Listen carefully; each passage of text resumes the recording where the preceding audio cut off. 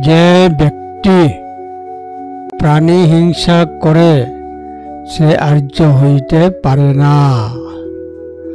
যিনি সকল প্রাণীর প্রতি অহিংসা ভাবাপন্ন তিনি আর্য। ধম্মপদ 270। যে ব্যক্তি প্রাণী হিংসা করে সে আর্য হইতে পারে না।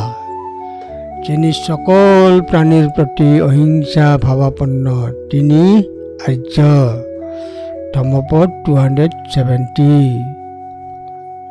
যে ব্যক্তি জীবিত প্রাণীদের কষ্ট দেয় সে কোনো মহৎ মানুষ নয়। জ্ঞানী ব্যক্তি যিনি কোনো জীবকে আঘাত করেন না তাকে আর্য বলা হয়, একজন মহৎ ব্যক্তি বলা হয়। জীবের ক্ষতি করে একজন মহৎ মানুষ হয় না। জীবিতদের ক্ষতি না করে তাকে বলা হয় আর্য। ধম্মপদ 270।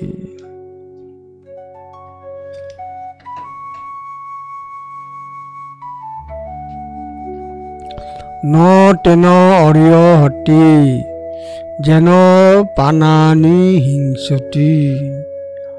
অহিংসা সব্য পানানং অর্যতি প্রবুষ্যতি। ধম্মপদ 270।